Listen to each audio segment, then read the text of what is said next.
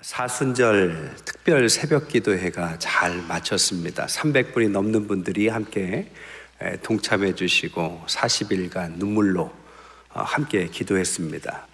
함께 동참하신 분들은 아마 오늘 부활의 영광이 다른 어떨 때보다도 더 크실 줄 믿습니다. 이것이 바로 십자가와 부활의 원리의 작은 예라고 말할 수 있어요. 기독교는 부활의 종교입니다. 부활이 있기 때문에 십자가가 가능하고, 십자가는 부활이 있기 때문에 우리가 견딜 수 있는 것입니다. 그리고 십자가와 부활이 하나가 되어서 완전한 기독교의 복음의 중심을 이루는 것이 바로 우리 기독교라고 말할 수 있습니다. 이 십자가와 부활의 원리를 잘 이해만 한다면 우리는 모든 문을 여는 마스터키를 얻는 축복이 있는 것이죠. 오늘 부활주의를 맞아서 저는 예수님께서 다시 살아나셨 이 부활의 의미에 대해서 한번 은혜를 나눌까 합니다. 먼저 예수 그리스도께서 죽으시고 부활하셨어요. 예수님은 그 당시에 이단의 괴수처럼 지명을 받으셨습니다. 누명을 쓰시고 사형을 언도받게 됩니다. 그 예수 그리스도를 통해서 병을 나은 사람, 귀신이 쫓겨진 사람, 문제가 해결받은 많은 사람들이 처음엔 환호했지만 여론이 예수님을 이단의 괴수로 몰고 가니까 그들도 다 금세 예수님을 이단의 괴수처럼 만들었습니다. 그리고 결국에는 이 여론 재판에 의해서 빌라도는 죄 없는 예수님을 십자가형이라는 사형을 언도하게 되는 것이죠. 아무도 그 당시에 예수님 편에 서지 않았습니다. 심지어 제자들조차도, 가장 잘 따랐던 베드로조차도 도망을 쳤습니다. 로마 정치인이나 유대인들은 예수님을 정신이 이상한 사람으로 만들어 버렸어요. 그 상황 가운데 십자가의 사건이 일어나고 부활의 사건이 이어집니다. 부활이 일어나면 모든 것이 회개가 일어나고 금세 돌이켜야 되는데 그러지 않았습니다. 사람들은 이때 부활을 감추기에 급급했습니다. 그래서 정치인들이 거짓말을 했는데 대표적인 게 세 가지 거짓말입니다. 하나는 도난설입니다. 예수님의 시체를 제자들이 훔쳐서 달아났다. 부활은 거짓말이다라고 거짓말을 한 거죠. 두 번째는 환상설이에요. 예수님이 너무 그리웠던 제자들이 환상을 보고 부활했다라고 거짓말을 했다라고 소문을 퍼뜨린 거죠. 세 번째는 기절설입니다. 예수님이 십자가에 달려 돌아가신 게 아니라 안 죽었는데 그래서 다시 깨어났다. 이렇게 논리를 만들어서 거짓 소문을 퍼뜨렸습니다. 근데 가만히 생각해 보면 이 세 가지는 부활을 증명하는 증거도 될 수 있지요. 도난설이라는 것은 무덤이 비어 있었다라는 증거가 됩니다. 환상이라는 것은 살아계신 것을 본 사람이 있다라는 증거가 되는 것이고, 기절설이라는 것은 죽지 않았다라는 증거가 되는 것이죠. 여기서 우리는 중요한 언약을 붙잡아야 합니다. 예수님은 정말 부활하셨다라는 것입니다. 사도 바울이 말씀하시기를 만약에 우리에게 부활이 없다면 성경은 거짓말하는 것이고 천국도 거짓말일 것이고 우리가 믿는 모든 것은 거짓말이다라고 확언처럼 얘기했습니다. 그만큼 확신 있게 부활이라는 것이 얼마나 중요한지를 말씀한 거죠. 부활은 그럼 무슨 의미가 있기 때문에 그럴까요? 5가지 의미가 있습니다. 첫 번째로는 부활의 의미 첫 번째는 예수님이 성경에 약속한 그리스도 메시아라는 증거가 이 부활의 첫 번째 의미입니다. 예수님께서 부활할 것이다, 메시아가 부활할 것이다 라는 약속은 있어 왔습니다. 그런데 그게 성취됐다면 정말 메시아가 온 거겠지요. 근데 이 메시아에 대한 약속에는 3가지 내용이 있어요. 첫 번째로는 우리가 인간이 죄 때문에 하나님에게 쫓겨났는데 하나님을 다시 만나게 할 메시아가 오신 거다. 이게 성취된 것이고, 또 하나는 우리가 감당할 수 없는 죄 때문에 하나님을 만날 수 없는데 메시아가 오셔서 희생 제물이 되시고 제사장이 되셔서 죄 문제를 해결하셨다. 세 번째로는 우리가 그래서 하나님의 다시 양자 양녀가 되어서 왕 같은 제사장으로 주님의 자녀로 살 수 있게 된다. 이 약속이 다 성취된 것을 의미하는 것입니다. 여러분, 복음이란 모든 것을 해결하신 주님이 우리를 부르신 것이고, 우리가 준비가 되지 않았지만 그 부름에 대해서 다 내려놓고 아멘으로 순종하는 것을 복음이라고 합니다. 여러분이 갖고 있는 많은 문제가 있을 겁니다. 감당할 수 없는 문제, 그 모든 죄에서 나왔던 그 뿌리들, 그 모든 것들은 우리가 하나님을 만나는데 절대로 걸림돌이 될 겁니다. 그런데 하나님은 다 내려놓으라는 거죠. 수고하고 무거운 짐도 내려놓고 주님이 다 해결했으니까 그냥 오라는 것입니다. 이 오라는 것을 아멘으로 받아들이는 것, 이게 예수님의 부활의 첫 번째 의미다라고 말할 수 있어요. 두 번째 부활의 의미는 복음, 복된 소식을 선포하는 거다라고 말할 수 있습니다. 네 가지를 선포하세요. 첫 번째, 예수님은 죽으시지 않고 살아나셨다. 히브리서 13장 8절에 예수 그리스도는 어제나 오늘이나 동일하시다. 어제도 살아 계셨고 오늘도 살아 계시고 내일도 살아 계실 것입니다. 또한 우리의 구원의 선포세요. 예수님께서 우리에게 오셨고 죽으셨고 살아나신 이유는 한 가지입니다. 우리를 구원하시려고 하신 거죠. 로마서 4장 25절에 우리를 의롭다 하시기 위하여 살아나셨다라고 하셨습니다. 우리는 의로워서가 아니라 의롭다 하셔서 살아난 것입니다. 세 번째로는 영광스러운 소망을 선포하는 거죠. 고린도서 15장 54절에 죽음이 승리에 삼킨 바 되었다. 이것은 부활이 죽음을 이겼다, 이런 뜻입니다. 죽음이 더 이상 우리를 위협하지 못한다는 뜻이에요. 장례식에 가면 우리는 슬퍼만 하는 것이 아니라 천국을 소망하기도 하는 이유가 여기서 오는 거죠. 네 번째는 현재의 승리를 선포하는 것입니다. 마태복음 28장 20절에 내가 세상 끝날까지 부활하시고 너희와 항상 함께 계시겠다. 이게 주님의 약속입니다. 주님은 살아나셨어요. 그리고 함께 하십니다. 지금도 우리와 함께 하시는 거죠. 유기성 목사님이 쓴 예수 소망이라는 책에 보면 이런 얘기가 나와요.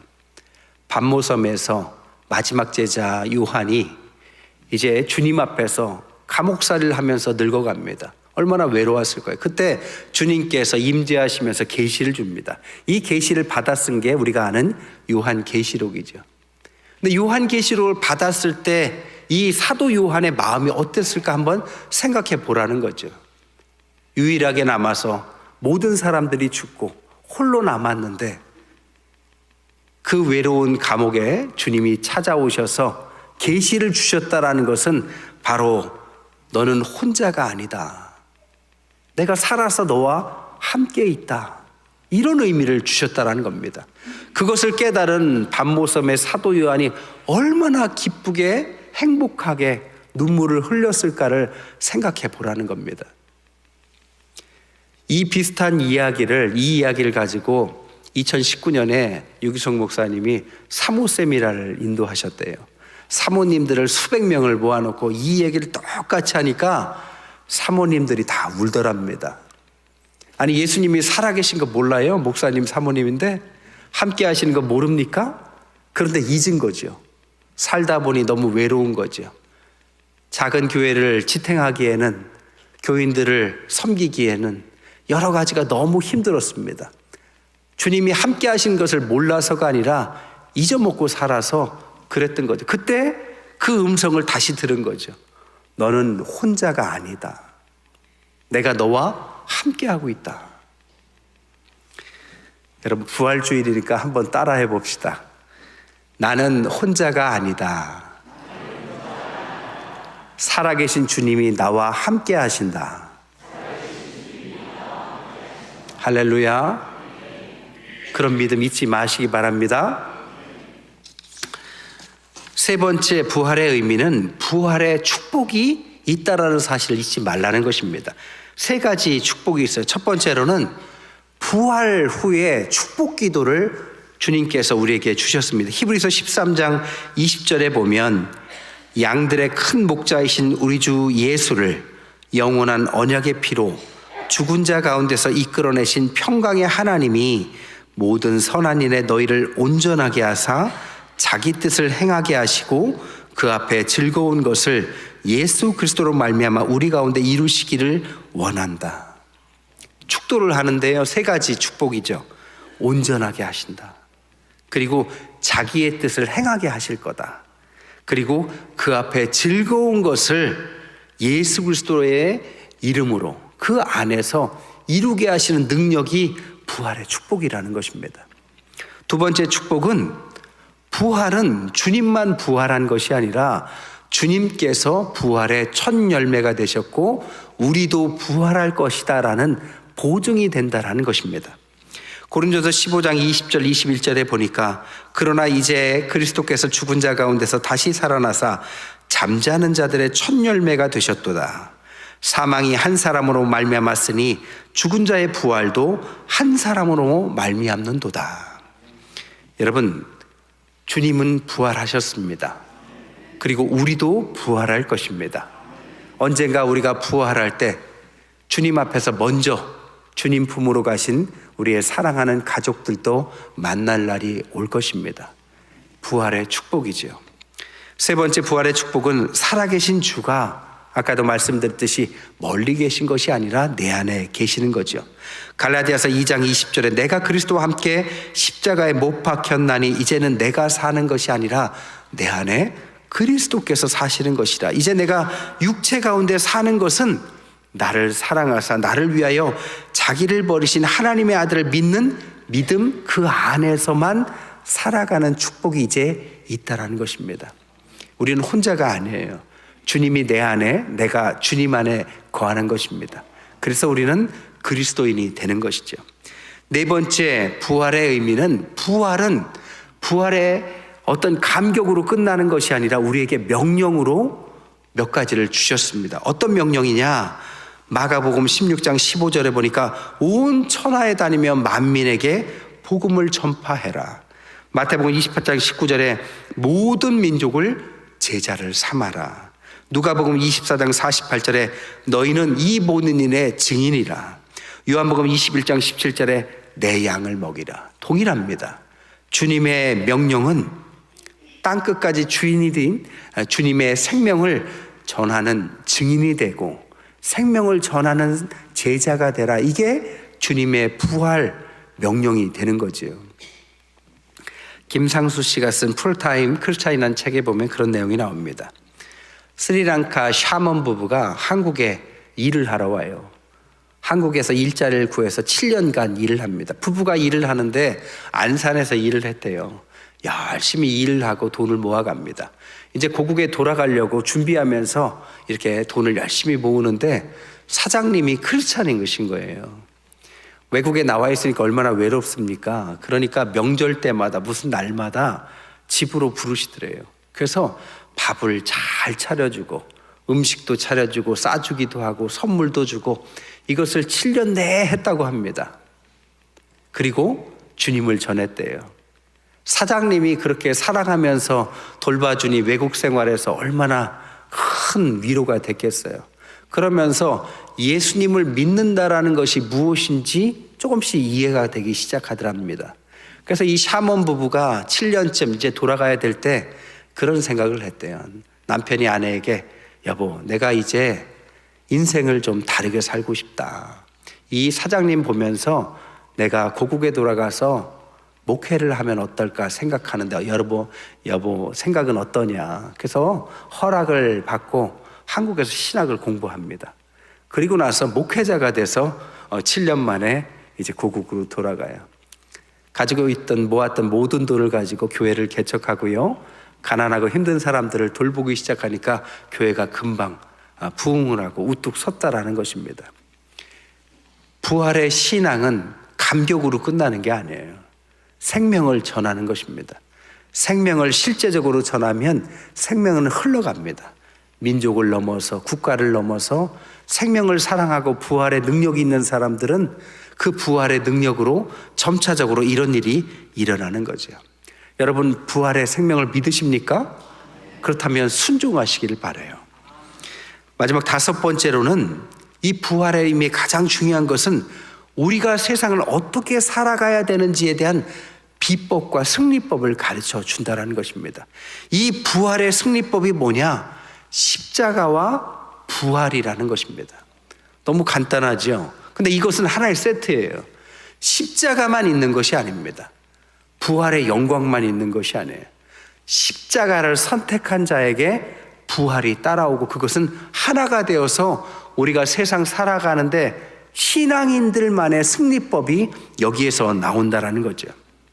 살다 보면 우리가 세상에서 옳은 선택을 해야 될 때가 옵니다. 그 옳은 선택을 해야 될 때 그것은 우리에게 큰 희생을 요구해요. 근데 희생을 마다하지 않고 그 일은 할 수가 없어요. 그때 이 공식을 생각해야 돼요. 십자가와 부활. 지금은 십자가를 선택하지만 하나님의 언젠가 부활의 영광으로 함께 하실 것이다. 이 믿음이 있어야만 그 길을 걸을 수 있습니다. 그래야만 참 크리스찬이 되는 겁니다. 전능자의 그늘이라는 책에 보면 짐 엘리엇이라는 선교사 이야기가 나와요. 어려서부터 독실한 크리스찬이었어요. 선교사를 꿈꿉니다. 근데 선교사를 꿈꾼 28세에 선교지로 나갔는데 가자마자 거기에 있는 원주민들에 의해서 창에 찔려서 순교를 당해요. 선교를 하러 가는 게 위험한 줄 모르지 않았습니다. 죽을 수도 있었고 실제적으로 순교가 일어났어요. 그럼 완전히 실패죠. 만약에 세상적 기준으로 보면 이것은 끝입니다. 완전 조롱거리고 실패입니다. 그러나 하나님은 거기에서 끝나게 하지 않아요. 그의 아내를 통해서 선교를 이어가게 해요. 후에 그 온 원주민들이 복음화됩니다. 그리고 그를 창으로 찔렀던 사람들, 추장들, 사람들이 장로님이 되고 목회자가 돼요. 그리고 이 이야기가 책으로 실려서 온 세계에 배부되면서 이 짐 엘리엇이라는 사람이 죽고 끝난 게 아니라 십자가와 부활을 가지고 세상에 복음화되는 원리를 가르칩니다. 여러분, 십자가만 있는 게 아니에요. 부활의 영광이 있습니다. 꼭 순교를 하라는 건 아니에요. 우리가 희생을 혹은 십자가를 져야 되는 것을 마다하지 말라는 것을 말씀드리는 겁니다.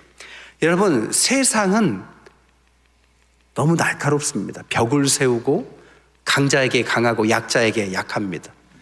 그리고 강자들이 약자를 핍박하고 조금만 피해를 보려고도 하지 않아요. 그래서 벽을 쌓고 살아요.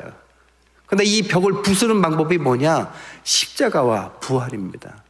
우리가 크리스찬이라면 세상과 달라야 합니다. 벽을 벽으로 보지 말고 십자가의 사랑으로 벽을 뚫어버려야 돼요. 벽을 사랑해야 됩니다. 그래서 벽이 문이 되도록 만드는 것이 우리 십자가와 부활을 믿는 크리스찬들의 방법, 약함이 이기는 성경이 가르쳐 주신 승리법이라고 말할 수 있어요. 이것을 잘 표현한 시 한 편이 있어서 마지막으로 소개해 드립니다. 크리스찬인 정호승 씨가 쓴 벽이라는 시인데요. 시간 관계상 짧게 요약해서 말씀드릴게요. 그 내용을 말씀드리기 전에 세상에 벽이 있는데 이 벽을 처음엔 내려치다가 나중에는 이 벽을 쓰다듬어서 사랑으로 뚫어버리는 이 시인의 방법을 설명하고 있어요. 내리칠수록 벽이 되던 주먹을 펴서 따스하게 벽을 쓰다듬을 뿐이다. 벽이 빵이 될 때까지 쓰다듬다가 물 한 잔에 빵 한 조각을 먹을 뿐이다. 그 빵을 들고 거리로 나가서 배고픈 이들에게 하나씩 나눠줄 뿐이다. 결국 벽을 부서뜨리려다가 나중에는 쓰다듬으니 그 벽이 빵이 됩니다. 그리고 빵을 혼자 먹는 게 아니라 거리로 나가서 나눠주면서 벽을 부서뜨리고 문을 만들었던 이 신앙의 원리를 설명하고 있다는 겁니다. 하나님의 사람은 세상의 벽을 벽으로 여기지 않습니다. 세상은 부서뜨리려고 계속 치닫지만 우리는 부활의 사랑으로 약함으로 그것을 쓰다듬으려고 합니다. 언젠가 쓰다듬는 우리의 손길로 그것은 빵이 될 것입니다. 그리고 사랑이 될 것입니다. 그리고 나누게 될 것입니다. 그때부터 더 이상 벽은 벽이 아니라 문이 될 것입니다. 시적인 표현이지만 우리 부활의 신앙은 약해 보이지만 강합니다. 세상의 방법이 아니지만 십자가와 부활로 뚫리지 않은 벽은 없습니다. 이 사랑의 길, 오늘 이 각박한 세상 속에서 십자가 부활의 영광 능력으로 승리하시는 저와 여러분 되시기를 주님의 이름으로 간절히 축원드립니다.